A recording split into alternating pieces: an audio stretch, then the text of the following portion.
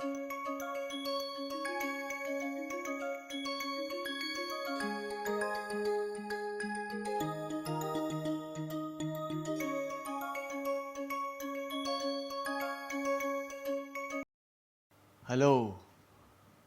and welcome to the next segment of Introduction to Autonomous Systems. In the last session, we had looked at a very simple agent concept based on tables of percepts and the corresponding actions, and we had also said that in case we are in a position to visualize all possible percept and their sequences and the corresponding actions, it would essentially be the best possible agent. However, it also has limitations. So, first we need to visualize all possible percept sequences, and that itself is a daunting task. However, even if this were possible to do, the number of percepts and their sequences would be so large that they will need lot of resources as well as bookkeeping. So, this can be clearly established by considering a very simple case of a chess playing agent, in which case the number of percepts would be of the order of 10 to the power 150, whereas we know that number of atoms in the observable universe is just about 10 to the power 80. So, you realize that just for a simple chess playing agent, the number of percepts that we would have to consider in order to make it a complete set would simply be too huge to handle. Secondly, even if we assume that we could get such percepts, we would need to generate that many number of actions for each of the percept entry in the table. In fact, that is a job perhaps which is beyond capacity of any design team. And lastly, for each of those actions, you would need actuators or the physical devices which would carry out the actions. So, we come to the conclusion that it is really not a workable solution, particularly from a point of view of a scalable option. So, in the light of this discussion, there are many alternative strategies that people have proposed which attempt to achieve the desired functionalities, at the same time which are also practicable.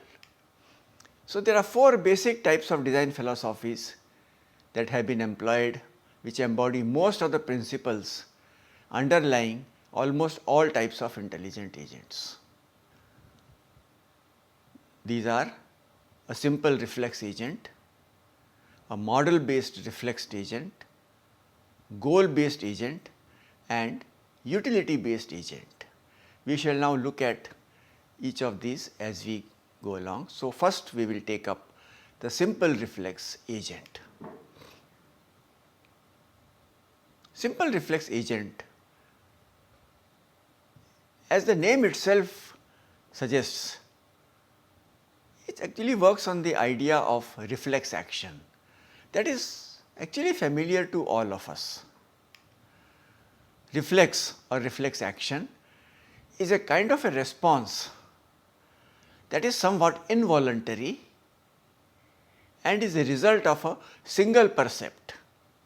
For example, reaction of muscles in our knees and elbows to a sudden tap in those areas.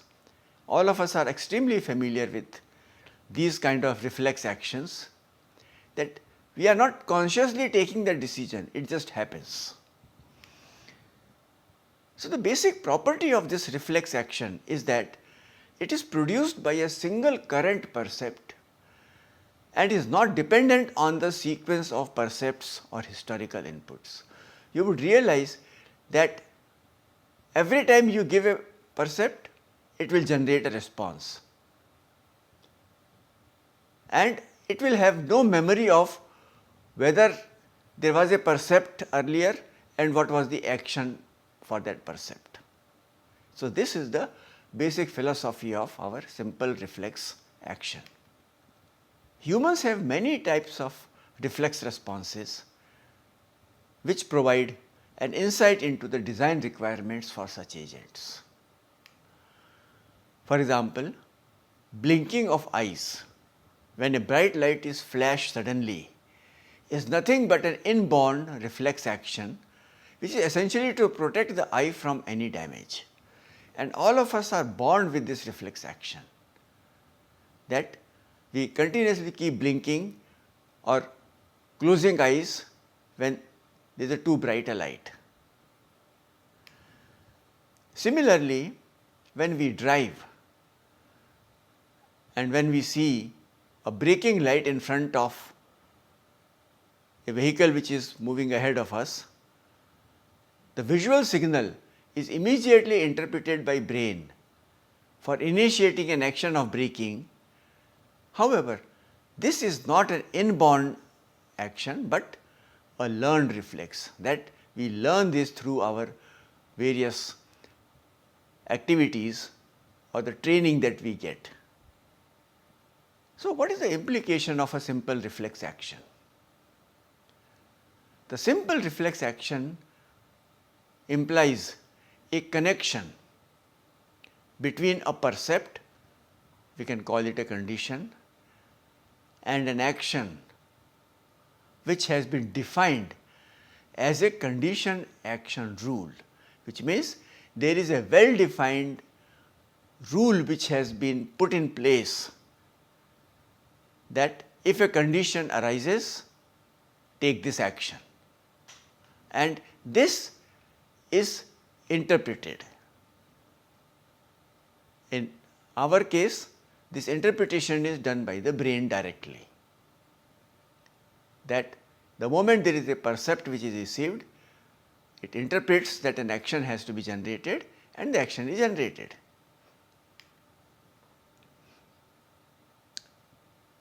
So, typically when we are talking about the designs of agent based on simple reflex philosophy, it is a good practice to first develop a general purpose interpreter or like a brain, and then create condition action rule set for a specific task environment. So, you create a general purpose interpreter, and that is where you will get your intelligence in the system. It is to be noted here that there are many such condition action rules that can be learned in order to make the agent program not only intelligent but also simple and easy to implement. So, you will find that in the context of simple reflex based agent design, the intelligence is coming from the learning of the condition action rule set, and that learning then resides in the brain as intelligence, and every time then a percept is generated or a condition is created, an action is automatically generated.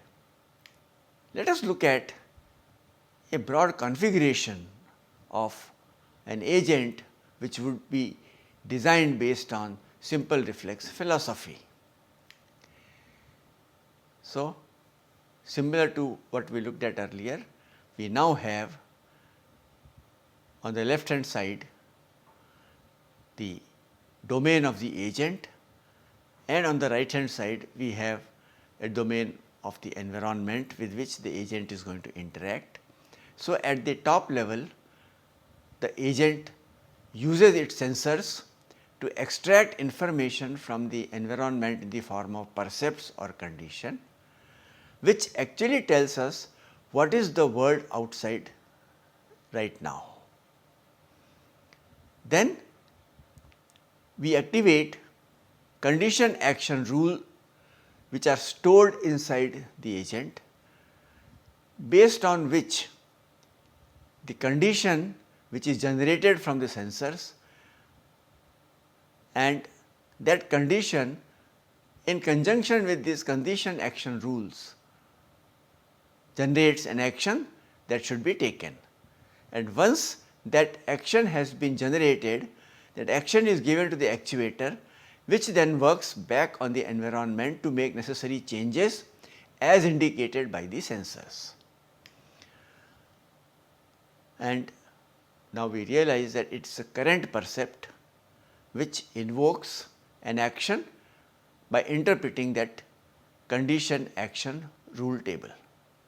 Now, let us translate this into a symbolic code that we might create as an intelligence to be put in the brain or the artificial brain. So, if we were to implement this particular action, we would start with this simple, define the function as a simple reflex agent whose basic argument or the input would be a percept, and here we will create a global variable by the name of rules, which means they are available across all the functions and all the programs. Then we extract the current state of the world using the interpreter of the percept. So, this is the general purpose interpreter that we create, which interprets the percept in the form of what is the state of the system or the environment. Then using this state and that rule table, we will generate specific rule which matches the particular state, and using this specific rule corresponding to this particular state or the percept, we will generate an action. Of course, I have not included the next step, which would be that this action now would get transferred to an actuator which will generate the changes into the state of the environment. So, we are assuming that the action is correct in the context of what was required from the percept point of view, and then once this action is taken, the changes in the state would reflect in what the percept would be received by the agent. You will find that such a program can be easily coded into any language, including symbolic tools such as MATLAB or other mechanisms such as logic gates. You could program this whole thing in the hardware, and that would become a permanent set for the agent. So, any of those strategies can be used to put this program or this intelligence into the agent. Having said that, let us also take a pause and try to understand the features, including the limitation of the simple reflex action, and what is its strength, that is, it is a simple activity, also becomes its own limitation, that the simplicity itself is its limitation, and that limitation is in the form of limited intelligence, which means the intelligence is only to the extent of the current action or the current percept that you have received. So, if there were previous percepts which indicated a different action, the agent would simply not know.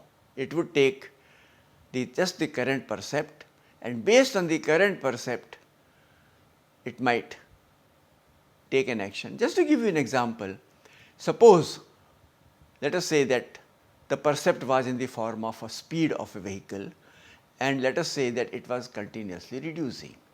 The current percept would give you a value based on which you would take an action.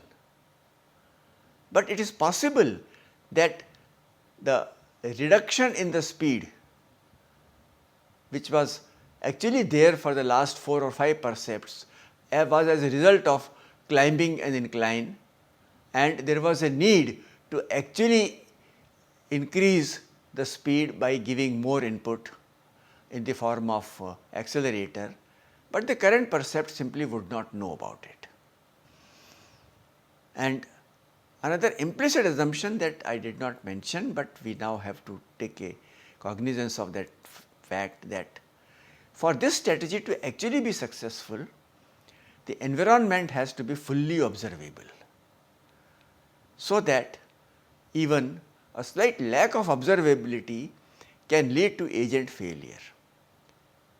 The reason for this is that if environment is not observable, you will not receive a percept, which means, or the percept that you receive may not necessarily generate a condition which would be part of your condition action rule set, which obviously means that if you generate a condition which does not exist in the condition action rule set, it goes into an infinite loop.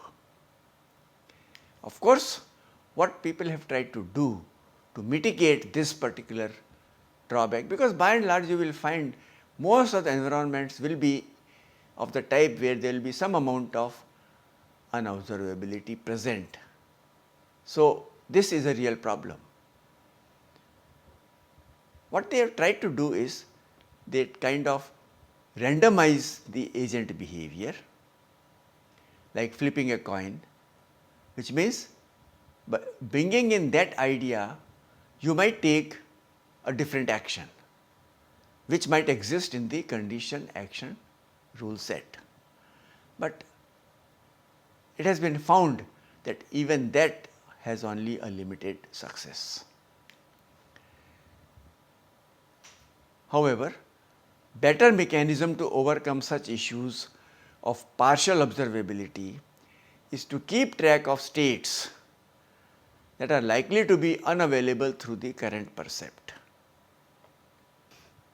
And model based reflex agent is one such idea that aims to compensate for partial observability, which is discussed in our next segment. So, to conclude this particular segment, simple reflex agent works on the same principle as the reflex action that all of us exhibit, and is driven by a connection between percept and action through condition action rule set. Of course, we realize that the intelligence of such a design is limited, as there is no role of historical inputs, and if there is a partial observability, problem gets further compounded. So, with that we close the present session and hope to see you in the next one. So, bye and thank you.